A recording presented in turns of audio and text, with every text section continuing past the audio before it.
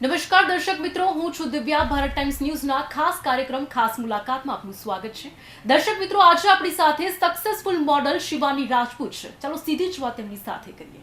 First of all આપનું સ્વાગત છે ભારત ટાઈમ્સ ન્યૂઝમાં. Shivani, thank you ma'am. Shivani, તમારી લાઈફની જર્ની વિશે જણાવશો. 2 વર્ષ પહેલાં મેં સ્ટાર્ટ કર્યું હતું.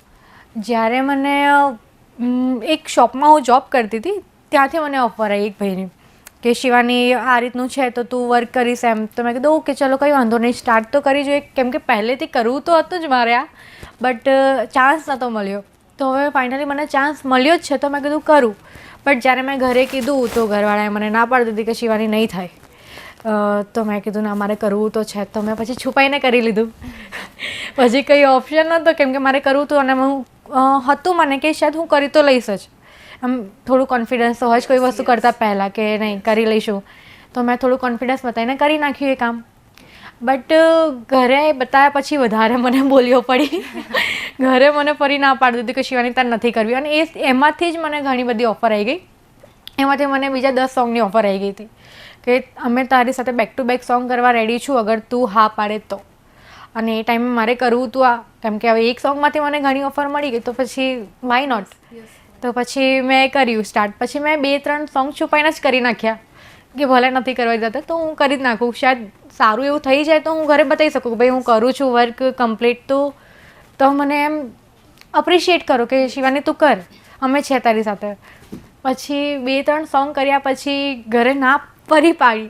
પછી ફાઇનલી થોડું થયું ડિસ્કસ ને મમ્મી ને પપ્પા વચ્ચે. તો ફાઇનલી એ લોકોએ હા પાડી દીધી કે ચાલો ઓકે છે, હવે તું કર. અમને એક વખત વાત કરાવી દે એ લોકો સાથે કોણ છે કેવા છે, કેમ કે પેરેન્ટ્સને આ વસ્તુની વધારે એ હોય કે કઈ રીતનું કામ છે, કોની સાથે વર્ક કરે છે છોકરી, બધું ચેક કરે. પછી પેરેન્ટ્સે કીધું કે ઓકે તું કરી શકે હવે તો તું કર. શિવાની, રાજપૂત પરિવારથી તમે બિલોંગ કરો છો, ત્યારે એક્ટિંગ કરવી અને મોડલિંગ કરવી કેટલું ટફ હતું? ઘણું ટફ હતું. પહેલાં સ્ટાર્ટિંગમાં આ જ વસ્તુની મને ના પાડી હતી કે શિવાની તું નહીં કરી શકે એમ. તો મેં કીધું કે મારે કરવું છે, એક વખત ચાન્સ આપો એમ, તમે ટ્રસ્ટ કરો હું કરી લઈશ એમ, થોડું બતાવો તમે મારે પ્રત્યે. તમને કીધું કે ઓકે ચાલ તને પહેલેથી કરવું જ છે આ તો તું કર એમ. કરવા દીધું મને. યસ. શિવાની, આ જર્નીમાં તમને સૌથી વધારે હેલ્પફુલ કોણ રહ્યું છે? મારી સિસ્ટર. કેમ? એને બહુ સપોર્ટ કર્યો છે. લાઈક મારી વકીલ છે. ઓકે. ઘરમાં કંઈ પણ પ્રોબ્લેમ થાય ને તો મારી સાથે એ ઊભી રહે છે. એમ તો મારી 2 સિસ્ટર છે કે જેનું નામ છે કિંજલ અને આયુષી. અને એમાંથી સૌથી વધારે મને સપોર્ટ કિંજલે કર્યો છે. ફોલોવર્સ વધારવામાં, બધાને કહેવામાં, સમજાવવામાં, ઘરવાળાને સમજાવવામાં. ખાસ કરીને સમજતા નહોતા ત્યારે આ બધી વસ્તુ, તો સૌથી વધારે એને સમજાવી છે કિંજલે કે ના કરવા દો એમ, કરી બતાવશે અને નહીં કરી બતાવે તો હું જ છું પાછળ. તો સૌથી વધારે સપોર્ટ મારી બહેનનો હતો. શિવાની, તમે એક્ટિંગ પણ કરો છો, મોડલિંગ પણ કરો છો, ત્યારે બહુ બધા બોયઝના પોઈન્ટમાં ક્વેશ્ચન હોય કે what is your love relationship status? તો આનો શું આન્સર છે? એકચ્યુઅલી એમાં ઘણા બધા લોકોને નથી ખબર, પણ મારી એન્ગેજમેન્ટ થઈ ગઈ છે.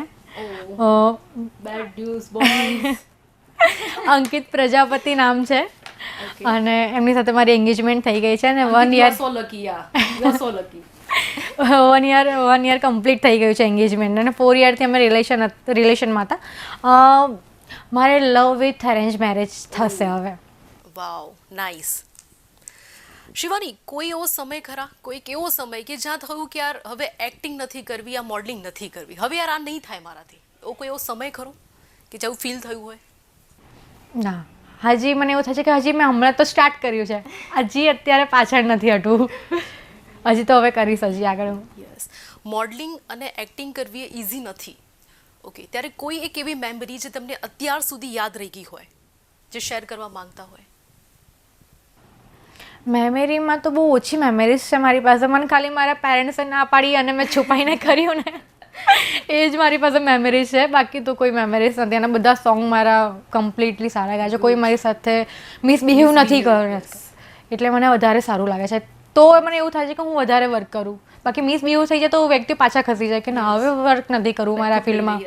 હા, એટલે કરું છું આમાં વર્ક ને સારો એવો એક્સપિરિયન્સ રહ્યો છે મારો આ વસ્તુમાં. શિવાની, આવનાર સમયમાં એટલે કે ફ્યુચર માટે કેવા પ્રકારના ગોલ્સ છે તમારા, શેર કરી શકો? ગોલ્સ તો એવા છે કે મારી 2 સિસ્ટર છે એ બહુ પ્રાઉડલી અને મમ્મી પપ્પા બહુ પ્રાઉડલી કહી શકે કે આ મારી છોકરી છે. Oh, wow. એ પ્રકારનો ગોલ છે. બાકી તો કોઈ બીજું વધારે નથી વિચાર્યું મેં. બસ અત્યારે પણ મારી સિસ્ટર પ્રાઉડલી મને કહી શકે છે સ્કૂલમાં કે મારી સિસ્ટરના આટલા ફોલોવર્સ છે. મારી બીજી જે સિસ્ટર છે કોલેજમાં છે તો એ પણ પ્રાઉડલી કહે છે કે આ મારી સિસ્ટર છે.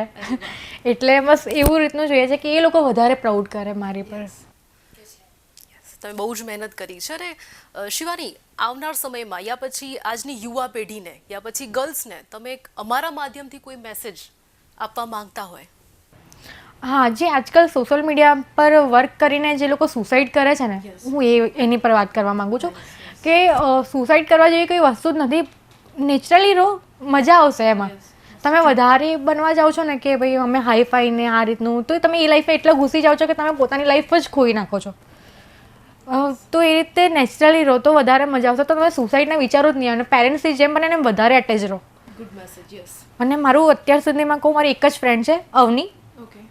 અને બીજી હમણાં બની છે અંશુ. બસ આ 2 ફ્રેન્ડ સિવાય મારી કોઈ જ ફ્રેન્ડ નથી. તો હું મારી ફેમિલી સાથે એટલી અટેચ છું કે મને કોક જ વખત આ બંનેની જરૂર પડે છે.